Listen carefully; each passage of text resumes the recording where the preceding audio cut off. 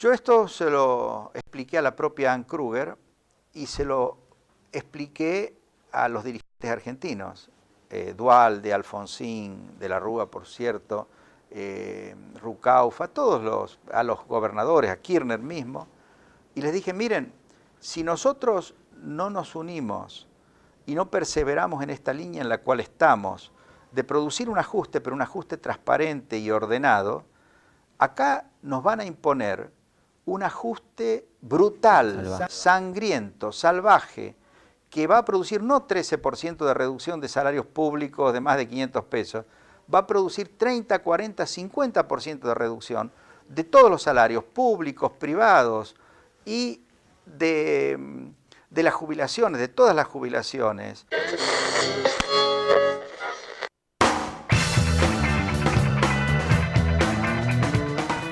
16 minutos de las 12 del mediodía en todo el país, lo habíamos anticipado. Está con nosotros aquí en nuestros estudios Cintia Martínez. Lo dije bien ahora, no le cambié el nombre nuevamente. Ella es economista, integrante de Ecodata, que es el portal de análisis socioeconómico regional dependiente de la ONS. Y lo primero que le voy a preguntar es, tuvo oportunidad de escuchar El Separador, es una voz más que conocida, para bien o para mal, en la actualidad económica de nuestro país, si coincide con esto que decía Cavallo. Sí, coincido completamente. Y si no me dicen que es viejo, pienso que lo dijo Sí, ayer. Exactamente. Y eso tiene mucho que ver con la relación, que a mí me interesa siempre destacar, la relación enorme que hay entre la economía y la política. Cómo la política condiciona muchas veces la economía. O sea, yo soy economista. ¿Se los puedes analizar separadamente? No, eso es ser muy ingenuo. Analizar la economía de una manera aislada de la política no conduce a buenos resultados. La economía es una ciencia donde uno puede analizar los impactos de las diversas medidas económicas. Pero si uno no toma en cuenta cuáles son los condicionamientos que impone a esa idea de política económica el mercado político, probablemente se equivoque con lo que predice. Más o menos en la fines de la década del 50 surge una corriente de teoría económica que se llama Public Choice, o estudio de las decisiones públicas, y aparece, siempre en economía los avances teóricos tienen que ver con las fallas que se observan en la teoría que veníamos utilizando. Y esta nueva corriente aparece porque se observaba que las predicciones de los asesores, de los gobernantes, casi nunca se cumplían. Entonces se empieza a descubrir que eso tiene mucho que ver con las fallas del mercado político y con esas cuestiones que limitan el accionar de quienes hacen política económica. Así que la frase de Cavallo me parece que es muy actual. Muy acertada y muy actual, sí, siempre. Sí. Bueno, ¿cómo estamos? Y hablando de economía, por supuesto que está ligado, no podemos separarlo y analizarlo de manera aislada con lo que ocurre en el ámbito laboral. Quiero hablar de eso con Cintia, saber más o menos cómo estamos puntualmente aquí en nuestra ciudad y después vamos a hablar a grandes rasgos. Bien. Bueno, justamente también para comentar, relacionarlo con la frase de Cavallo, lo que un poco él señala es que la economía siempre ajusta, por las buenas o por las malas. Y lo que estamos viviendo ahora fue un ajuste por las malas. Cuando uno tiene la posibilidad de planificar un ajuste ordenado, puede maniobrar de alguna manera y dosificar las consecuencias. Cuando ese ajuste llega abruptamente, las consecuencias se dan sí o sí. Entonces eso es un poco lo que estamos observando en el mercado laboral y bueno, tanto a nivel nacional como aquí en Bahía Blanca. Hay que tener en cuenta cuando miramos estas cifras de desempleo que corresponden al segundo trimestre del año. Todavía están desfasadas y empiezan a mostrar dificultades en el mercado laboral, pero que tienen por ahí más que ver con la crisis del sector agropecuario a partir de la sequía que hubo y todavía en el momento en que fue hecha esta medición no se observaba la caída en el nivel de actividad económica que se observó después y la que se va a observar por lo menos hasta fin de año. O sea que los números van a ser un poquito más alarmantes, si se quiere. Bueno, eso no lo podemos saber, pero es de esperar que la recesión empeore este escenario que estamos viendo. Y de hecho en Bahía Blanca, bueno, a nivel nacional las cifras indican que tenemos una tasa de desocupación del 9,6%, mientras que en Bahía Blanca pasamos de una desocupación de 9,8% a una desocupación de 6,6%. Entonces, si uno se queda mirando ese número, puede tener un buen pronóstico de qué es lo que pasó en Bahía Blanca en ese periodo y de cuáles son las perspectivas. Entonces me parece que es interesante analizar un poquito qué significa la tasa de desocupación, qué es lo que estamos mirando, cómo llegamos a ese número. Porque es un concepto que tal vez la gente no conoce y puede llevar a falsas interpretaciones. Exacto, sí, sí. Bueno, la tasa de desocupación se calcula como un cociente, una división entre dos números. La cantidad de personas que está ocupada y que la cantidad de personas que estando desocupada busca trabajo sobre la cantidad de la población total. Entonces, fíjense que eso nos muestra que podemos tener movimientos en dos sentidos de los dos números. En Bahía Blanca, concretamente, los números nos dicen que la población económicamente activa, que es esta cantidad de personas que está buscando trabajo o que está ocupada sobre la población total, se incrementó entre el primer trimestre y el segundo, disminuyó entre el primer trimestre y el segundo trimestre en más o menos 10.000 personas. Mientras que la cantidad de desocupados cayó de 15.000 a 9.000 personas aproximadamente. Entonces tenemos que la tasa de desocupación cae como consecuencia de una caída tanto en la cantidad de desocupados como en el denominador, que es la población económicamente activa, que es el primer concepto que hice mención. Entonces allí nosotros no sabemos bien si la cantidad de desocupados que cae es porque la gente se desanimó y dejó de buscar trabajo, claro, o porque consiguieron empleo. No podemos hacer esa discriminación. Sí, llámese empleo formal o trabajo en temporal. Realidad, la encuesta permanente de hogares hace mención al empleo, y hace mención a un periodo de tiempo muy cercano. Entonces, cuando nosotros miramos simplemente el numerito, no podemos saber bien a qué responde, con claridad. ¿Y cuál sería el margen de error?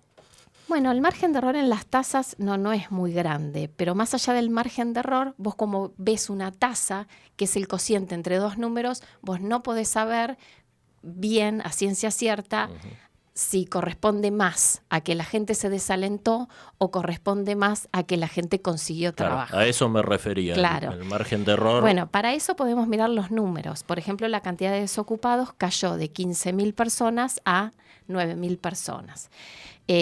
Tenemos ahí una caída, pero fíjense qué dato también conviene mirar. Hay una variable que toma en cuenta el INDEC, que son los ocupantes demandantes de empleo. ¿Qué queremos decir con esto? Claro, que hay personas que están ocupadas, pero tal vez no les alcanza con los ingresos que tienen por ese trabajo que tienen y están buscando más trabajo. Más empleo. Entonces ahí también tenemos un problema o una muestra de necesidad de empleo en la población y eso no se refleja en la tasa de desocupación. Entonces en Bahía Blanca, por ejemplo, nuestra tasa de desocupación cayó del 9,8% al 6,6%, pero la cantidad de personas que están ocupadas y demandan nuevos trabajos se incrementó en 4.000 personas. Claro. Es una cifra muy importante. Yo, a partir de este dato, me puse a mirar un poquito para atrás y vi que esta cantidad de personas que están ocupadas y demandan trabajo en el primer trimestre de este año era de 16.000 personas y esa cifra pasó a 20.000. 20.000 personas. Y eso no está reflejado en la tasa de desocupación que todos miramos. Claro, y ahí tenemos que analizar el temita de los salarios también. Exactamente. Y hay otra cifra también interesante que tiene que ver con la subocupación. ¿Qué queremos decir con esto? Que hay personas que están trabajando, pero trabajan menos de 35 horas semanales. Entonces, es un empleo que no es completo y también puede mostrar algún problemita de fricción en el mercado laboral. Y esa cantidad de subocupados también se incrementa entre el primer trimestre y el segundo trimestre de este año. Entonces, para cerrar un poco la idea, para que quede claro lo que quiero reflejar.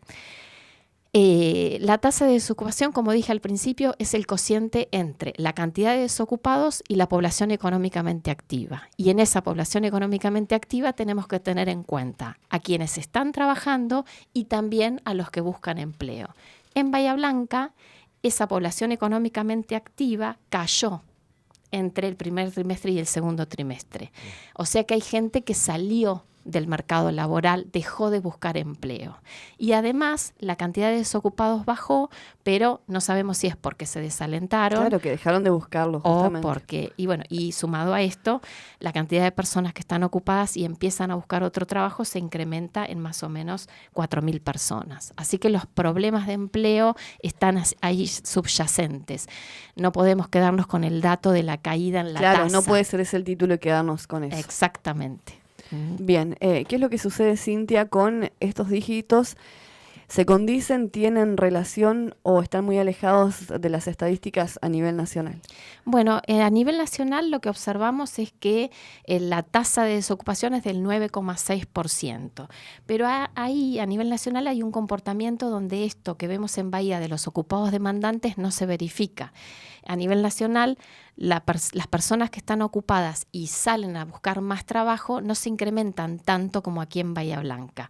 Y la cantidad de ocupados se incrementó, en Bahía Blanca la cantidad de ocupados cayó y los desocupados también aumentaron, pero en una cuantía inferior.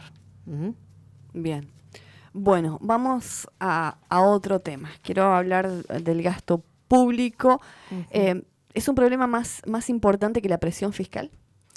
Bueno, ahí podemos hacer un poquito de historia. Argentina tiene antecedentes de déficit fiscal casi permanente. Desde el año 1960 hasta ahora hay muy poquitos años donde no hemos necesitado financiamiento para ese desequilibrio fiscal. 1960 hasta el momento. Desde 1960 hasta el momento son muy poquitos años. Si miráramos un gráfico, muy poquitos los años en los que hubo lo que se llama superávit primario, que es que nos alcanza lo que recaudamos para el gasto que queremos hacer. Entonces, me preguntabas concretamente la diferencia entre el gasto público y la presión fiscal. Exacto. El gasto público hay que pagarlo de alguna manera. O lo hacemos con presión fiscal, que es la cantidad de impuestos que recaen sobre toda la población, o lo hacemos pidiendo prestado o emitiendo dinero. Son las maneras que hay de financiar un déficit. Entonces, este gasto público sobredimensionado, Dale nomás. que tenemos en Argentina, El mate. claro, sí. Este gasto público sobredimensionado nos lleva a que el sector privado esté agobiado con esa presión fiscal y además a que nos hayamos tenido que endeudar en la cuantía en la que estamos endeudados, que fue un poco el origen de estos problemas que desencadenaron la crisis financiera reciente. ¿A qué voy con esto? Cuando tenemos un déficit fiscal y encima en Argentina tenemos déficit externo, o sea, son dos déficits que tenemos que completar con ingresos de afuera. ¿De dónde vienen esos ingresos? Del exterior. Entonces estamos con un canal abierto de comunicación con el exterior porque necesitamos que ingresen dólares para financiar el gasto que queremos hacer y el gasto del sector privado en el exterior también. Y eso hace que cualquier crisis internacional se cuele en nuestra economía con mucha más facilidad. Cuando se corta el financiamiento, vos ya tenés compromisos asumidos y necesitas resolver esa diferencia de alguna manera. O sea, ahí viene la necesidad de hacer el ajuste.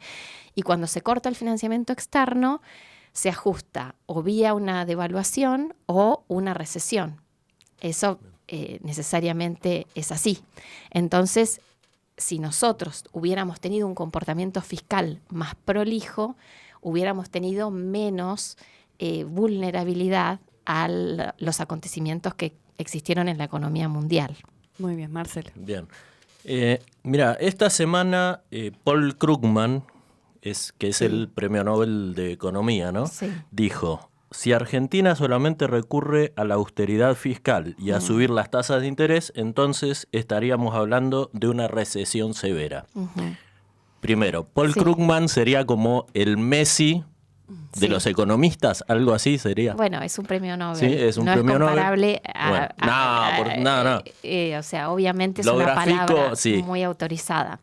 Lo que ocurre a veces y esto por favor tómenlo con la humildad que corresponde, es que los análisis se hacen sin tener en cuenta tal vez la idiosincrasia de cada país. Son opiniones, lo mismo por ahí escuchamos de Stiglitz, otro premio Nobel, hablando del ajuste fiscal.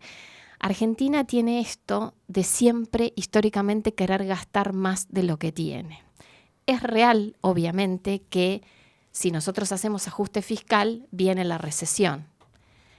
Eso fue lo que intentó evitar el gobierno con su plan de gradualismo. Él, cuando asume el actual gobierno, era obvio que íbamos a tener que hacer ajuste fiscal porque nadie te financia eternamente. Es lo mismo que una economía doméstica. Exacto. Nadie te financia eternamente. Entonces, el plan original era ir tratando de ajustar el gasto público de una manera gradual, apostar a que la economía reaccione y crezca.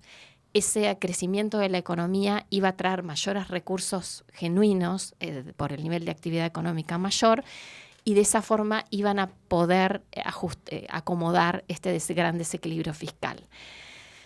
¿Qué pasa? Cuando vos tenés gasto público excesivo y te financiás en el mercado externo, de capitales externos, con dólares, ingresan dólares al país y eso produjo también un atraso cambiario.